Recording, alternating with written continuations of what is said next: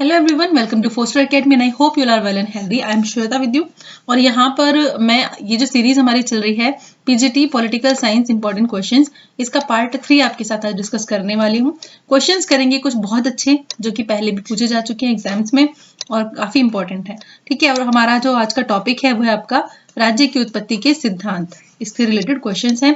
तो जल्दी से शुरू कर लेते हैं क्वेश्चंस, बट उससे पहले मैं आपको बता दूं चैनल को सब्सक्राइब कर लीजिए प्लस बेल आइकन को प्रेस कर लीजिए ताकि आप जब भी मेरी नेक्स्ट वीडियो आए तो आपको नोटिफिकेशन मिल जाए। ठीक है, और कमेंट सेक्शन में अपना स्कोर जरूर मेंशन कर दिया कीजिए ताकि मुझे पता चले कि आपकी तैयारी कैसी चल रही है। ठीक है, तो क्वेश्चन नंबर 1 देखते हैं।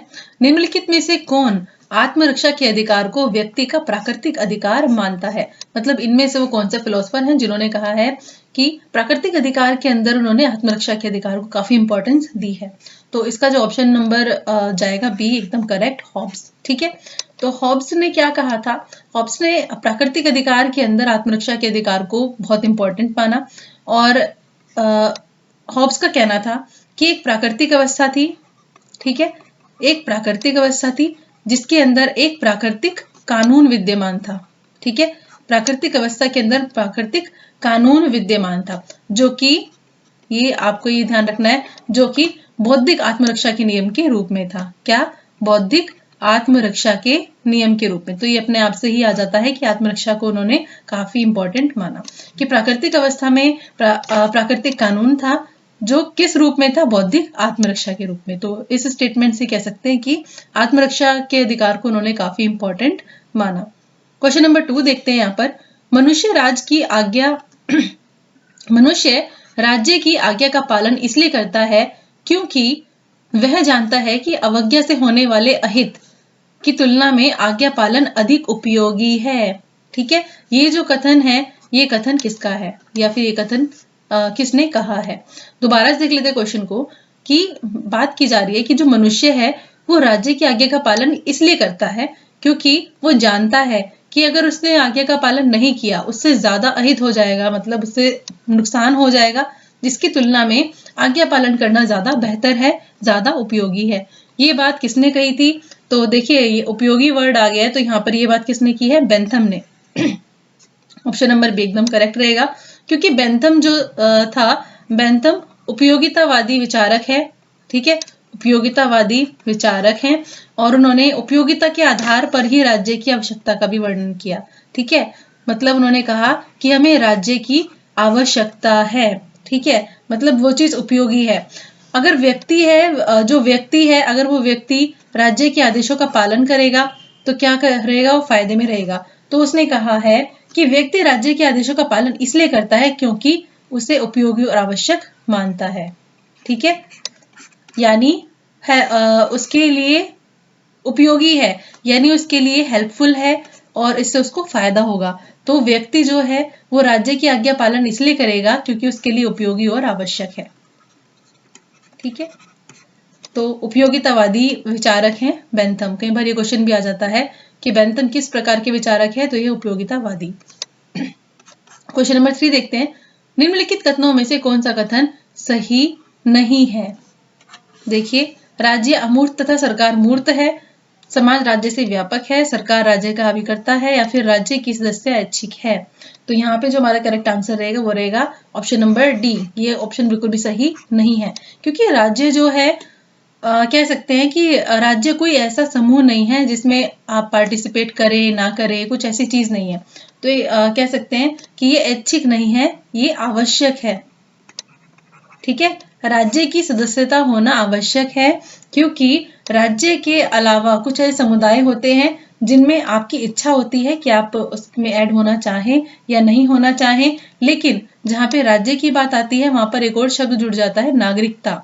तो नागरिकता भी तो जरूरी है ना। तो सदस्यता का मतलब यहाँ पर कहीं ना कहीं नागरिकता से रिलेट कर रहा है कि आपको नागरिकता अगर मिली है राज्य की तो आप उस पहचान के आधार पर वहां पर रह सकते हैं, तो आपकी कुछ पहचान है वहां पर। ठीक है, तो इसका मतलब ये है ऑप्शन नंबर डी इसका बिल्कुल करेक्ट रहेगा। राज्य की सदस्य ऐच्छिक नहीं है। ठीक है, ये आवश्यक है, बाकी सब चीजें एकदम सही है। क्वेश्चन नंबर 4 देख लेते हैं। आधुनिक राज्य के विकास के लिए कौन सा तत्व उत्तरदायी है? आधुनिक राज्य के विकास के लिए कौन सा तत्व उत्तरदायी है? देखिए और जल्दी से बताइए इसका आंसर। तो इसका जो आंसर रहेगा वो रहेगा आपका ऑप्शन नंबर सी, राष्ट्रीय चेतना का विकास। देखिए यहाँ पर क्या बात की गई है कि जो राष्ट्रीय चेतना है वो सिचुएशंस के हिसाब से, कंडीशंस के हिसाब से चेंज होती रहती है, लेकिन एक फैक्टर है जो हमेशा उसमें विद्यमान रहता है, जो उसके अंदर रहता है, वो है राष्ट्र। ठीक है, राष्ट्र का जो तत्व है ये काफी इंपॉर्टेंट होता है जब भी हम बात करते हैं राष्ट्रीय चेतना की। तो एक तरीके से कह सकते हैं कि जैसे कि आप इंडिपेंडेंस डे मनाते हैं या फिर रिपब्लिक डे मनाते हैं, उस दिन आपको बहुत ही ज्यादा गर्व फील होता है, आप बहुत प्राउड फील करते हैं अपनी कंट्री पर, और पैट्रियोटिक सॉन्ग्स गाते हैं, देशभक्ति गीत गाते हैं, और एक देशभक्ति वाली फीलिंग बहुत ज्यादा बढ़ जाती है। ठीक है, और भी बहुत सारे ऐसे ओकेजन्स होते हैं जब हम अपने कंट्री की बात कर रहे होते हैं या फिर कुछ अच्छा बता रहे होते हैं तो भी हम बहुत ज्यादा गर्व महसूस करते हैं। तो यह राष्ट्रीय चेतना का विकास, राष्ट्र तत्व इंपॉर्टेंट हो जाता है। तो एक ऐसी चीज है जो सबसे ऊपर है, एक तरीके से कह सकते हैं, जैसे कि देश प्रेम होना, ठीक है, और देश के प्रति समर्पण की भावना, ये सब चीजें काफी इंपॉर्टेंट है। तो ये सब चीजें क्या होती है, एक व्यक्ति या फिर समूह से भी ऊपर उठ जाती है, यानी इंसान जो है, व्यक्ति जो है, वो अपना बलिदान तक देने के लिए तैयार हो जाता है राष्ट्रीय चेतना के लिए या राष्ट्रीय भावना के लिए, या फिर कह सकते हैं राष्ट्रीय राष्ट्र हित के लिए। ठीक है, तो यहाँ पर ये वाला ऑप्शन बिल्कुल सही रहेगा, option number C. Question number 5 देखते हैं अब हम। राज्य सिर्फ समुदाय ही नहीं वरन यह सर्वोच्च समुदाय भी है, यह कथन किसका है?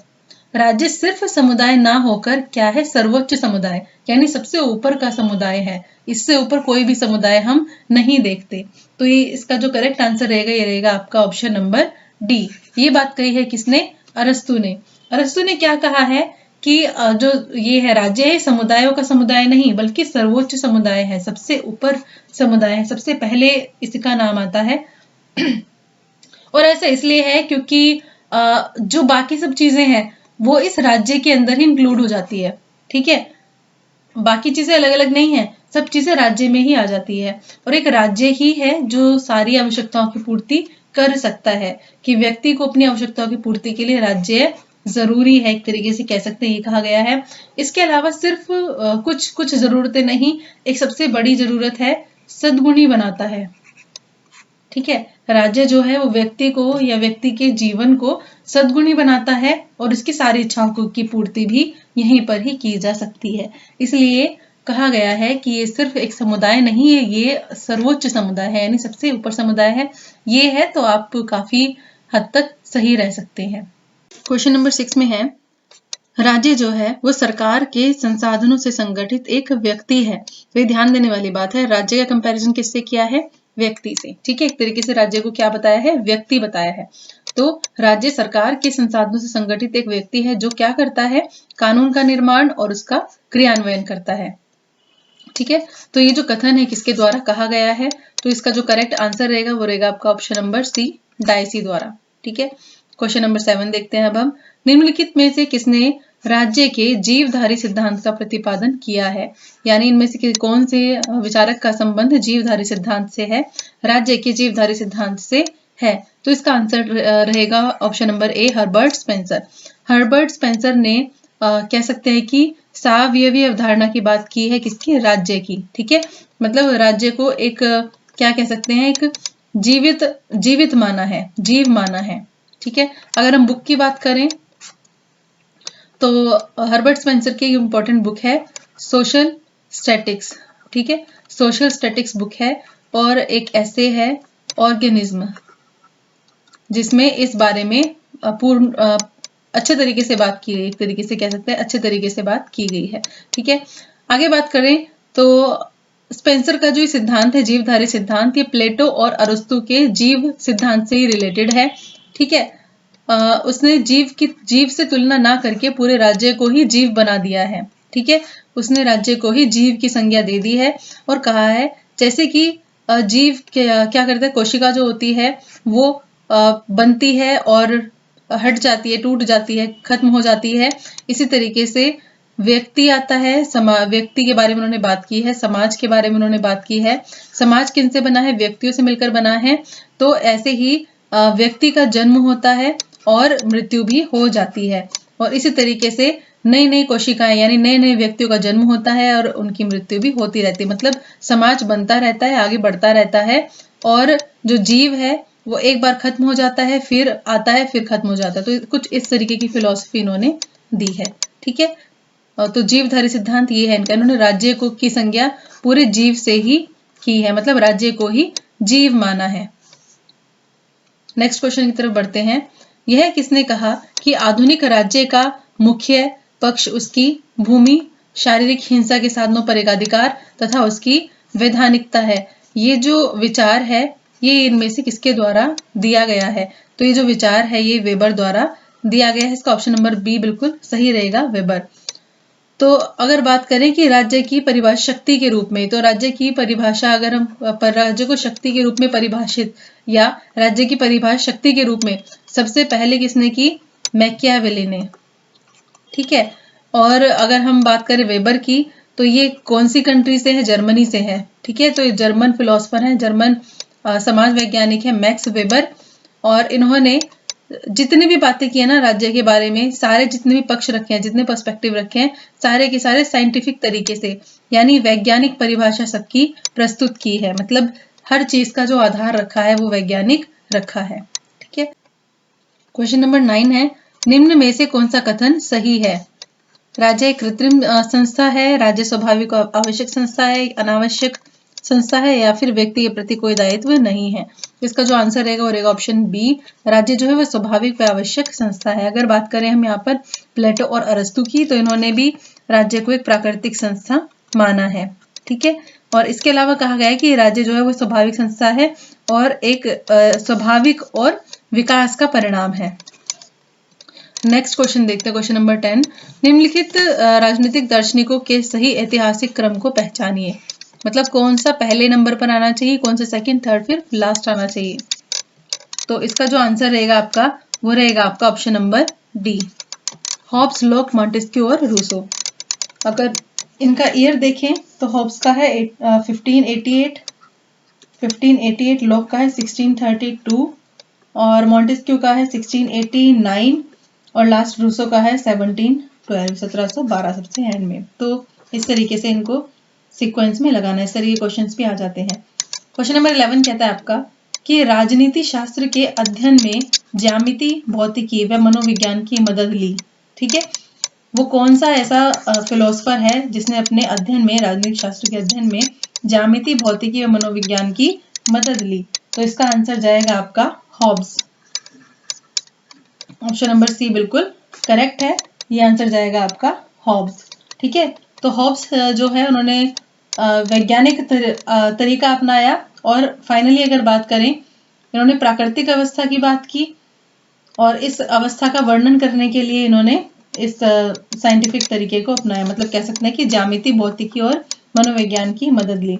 प्राकृतिक अवस्था का वर्णन किया, राज्य का निर्माण इस पर अध्ययन किया, राज्य, शक्ति, इन सब कॉन्सेप्ट को इन्होंने बहुत ही अच्छे तरीके से व्याख्या की, इनको अच्छे से एक्सप्लेन किया है। ठीक है, चलिए क्वेश्चन नंबर 12 की तरफ बढ़ते हैं। राजनीति के बिना इतिहास निष्फल है, इतिहास के बिना राजनीति निर्मूल है। ये जो कथन है ये कथन किसका है? तो ये जो कथन है ये क्वेश्चन काफी इंपॉर्टेंट है, आपको ध्यान रखना है। ठीक है, ये जो क्वेश्चन है ये काफी इंपॉर्टेंट है और इसका जो ऑप्शन आएगा ये आपका ऑप्शन नंबर बी आएगा, सिले। इसका आंसर आएगा आपका सिले।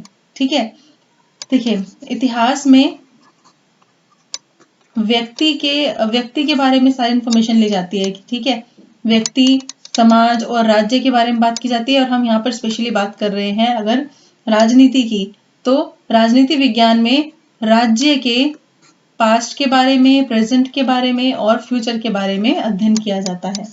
ठीक है, तो इसका ये जो आपका कथन है राजनीति के बिना इतिहास निष्फल है और इतिहास के बिना राजनीति निर्मूल है, ये कथन है सिले का, सिले।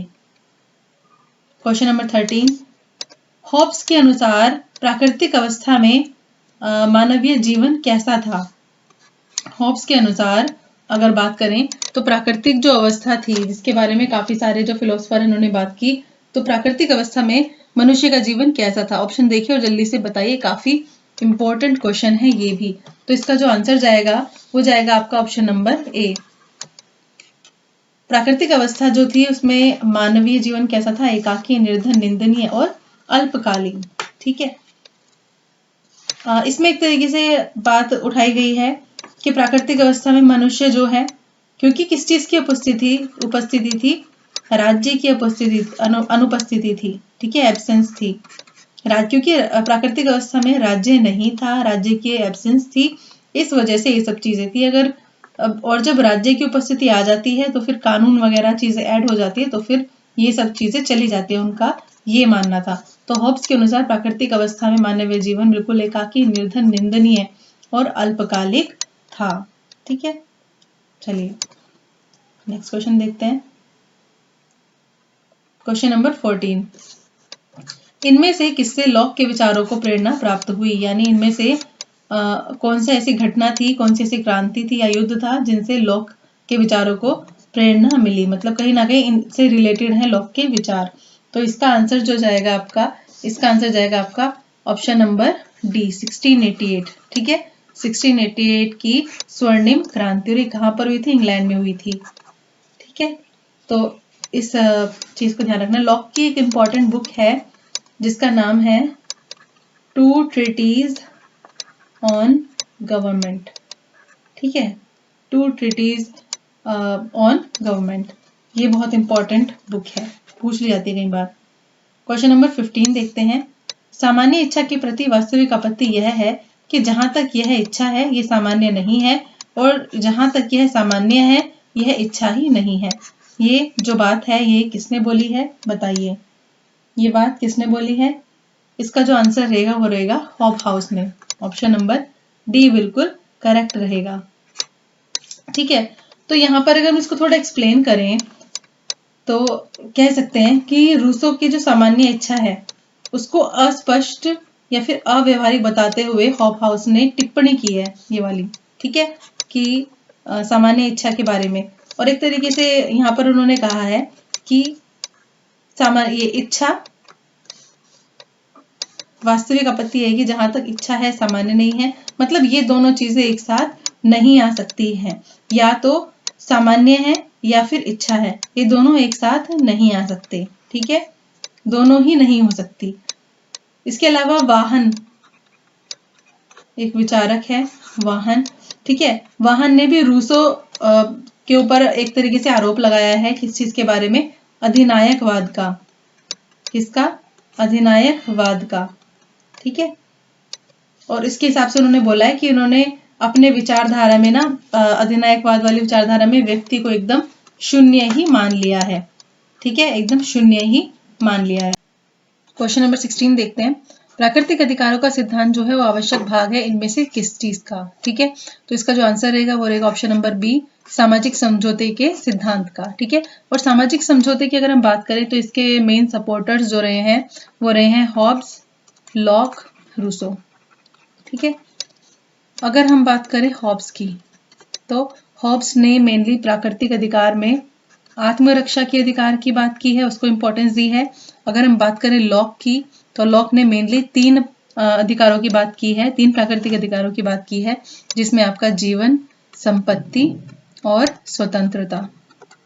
ठीक है, चलिए नेक्स्ट क्वेश्चन देख लेते हैं। क्वेश्चन नंबर 17, इनमें से कौन राज्य की उत्पत्ति के सामाजिक अनुबंध सिद्धांत से जुड़ा हुआ नहीं है? ठीक है, सामाजिक अनुबंध सिद्धांत से जुड़ा हुआ नहीं है। तो हमने अभी बात की है हॉब्स, लॉक, रूसो, तो संबंधित है, संबंधित नहीं है मिल, जेएस मिल। तो आपका ऑप्शन नंबर जो डी है बिल्कुल सही रहेगा, इसका आंसर रहेगा मिल, इसका आंसर रहेगा। ठीक है, मिल जो है वो मेनली उपयोगितावादी थे। ठीक है, उपयोगितावादी विचारक थे, और इन्होंने कहा है कि राज्य जो है वो किसी समझौते का परिणाम नहीं है, बल्कि इसका जो ये जो आया है, इसका जो उदय हुआ है राज्य का, वो लोगों की उपयोगिता के कारण हुआ है। किसके कारण? लोगों की उपयोगिता के कारण ही हुआ है। नेक्स्ट क्वेश्चन देख लेते हैं। सामाजिक अनुबंध सिद्धांत किस चीज पर आधारित है? सामाजिक अनुबंध सिद्धांत किस पर आधारित है? तो जल्दी से ऑप्शंस देखिए और आंसर बताइए मुझे, इसका करेक्ट आंसर क्या रहेगा। तो इसका जो आंसर रहेगा वो रहेगा आपका व्यक्तिवाद। ठीक है, व्यक्तिवाद। तो सामाजिक अनुबंध सिद्धांत व्यक्तिवाद पर आधारित है। और निम्नलिखित में से कौन सा ऐतिहासिक सिद्धांत माना जाता है? इनमें से कौन सा ऐतिहासिक सिद्धांत माना जाता है? तो जल्दी से देखिए, यहाँ पर हम बात करें इन चारों में से तो ऑप्शन नंबर सी बिल्कुल करेक्ट रहेगा। जो विकासवादी सिद्धांत है वही ऐतिहासिक सिद्धांत माना जाता है। मतलब अगर बात करें तो राज्य की जो उत्पत्ति है, ठीक है, राज्य की उत्पत्ति हुई, उसका जो पहले ही राज्य का ये वाला स्वरूप था, फिर ऐसे आगे बढ़ा, मतलब विकास होता रहा उसका धीरे धीरे, तो ये इसको विकासवादी सिद्धांत कहा जा सकता है। ठीक है, इस सिद्धांत के अनुसार मेनली क्या है कि राज्य जो है उसमें बहुत घटनाएं हुई, पहले अतीत में बहुत सारी घटनाएं हुई, तो उन घटनाओं का ही ये फल है। ठीक है, तो इसलिए इसको विकासवादी इन्होंने सिद्धांत माना है। काफी सारे इसके तत्व बताए गए हैं, जैसे कि सामाजिक भावना, रक्त संबंध, शक्ति, इसके अलावा आर्थिक गतिविधि भी हो सकती है, धर्म, राजनीति। ठीक है, ये सब चीजें भी मायने रखती हैं और इन सब में चेतना का ही ये फल है। तो इसको विकासवादी सिद्धांत यहाँ पर बोला गया है। ठीक है, ऐतिहासिक सिद्धांत को विकासवादी सिद्धांत। तो इनमें से कोई भी नाम आ जाए, आपको ये बात ध्यान रखने की विकासवादी सिद्धांत ऐतिहासिक सिद्धांत ही है। ठीक है, क्वेश्चन नंबर 20 देखते हैं अब।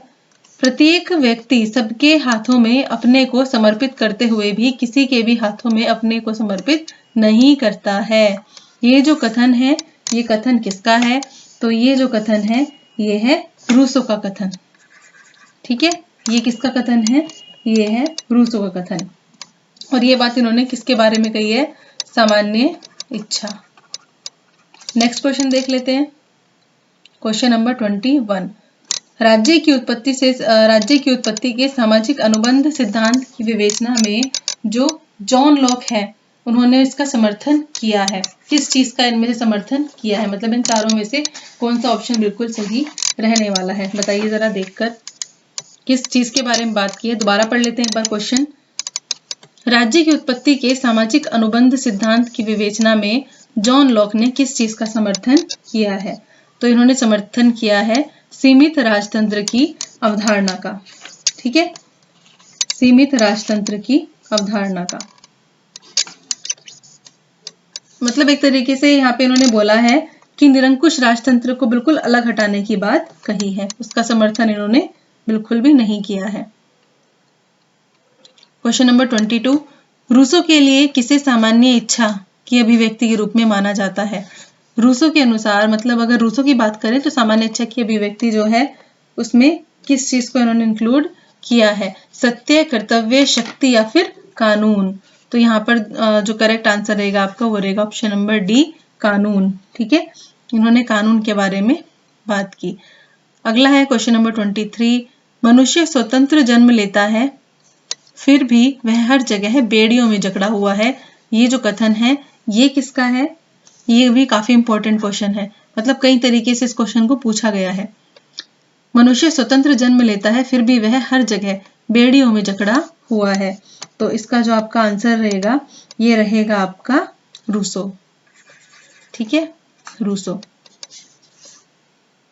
ये एक ही क्वेश्चन अलग अलग तरीके से पूछा जाता है, तो आपको इसलिए मैंने क्वेश्चन दिया यहाँ पर फिर से। क्वेश्चन नंबर 24 है आपका। अपनी आत्मकथा में किसने लिखा है कि उसकी माँ ने, यानी जो राइटर है इनमें से जो विचारक है, इनमें किसके बारे में बात की गई है कि उसकी माँ ने जुड़वा बच्चों को जन्म दिया है? स्वयं, उसे और डर को। ठीक है, स्वयं, उसे और डर को, यानी जब उसने जन्म लिया तभी डर का भी जन्म हुआ। तो उसकी माँ ने जुड़वा बच्चों को जन्म दिया, स्वयं, उसे और डर को। तो ये जो आपका आंसर रहेगा, इसका आंसर रहेगा आपका थॉमस हॉब्स। ठीक है, क्वेश्चन नंबर 25 देख लेते हैं। राजधर्म का सिद्धांत किसके द्वारा दिया गया है? तो राजधर्म का सिद्धांत किसके द्वारा दिया गया? बताइए। कौटिल्य, याज्ञवल्क्य, नारद या फिर मनु? तो इसका जो करेक्ट आंसर जाएगा वो जाएगा आपका मनु द्वारा। ठीक है, मनु द्वारा ये दिया गया है। तो चैनल को सब्सक्राइब कर लीजिए। ठीक है, और थैंक यू सो मच। ऐसी वीडियो आपको मिलती रहेंगी आगे भी।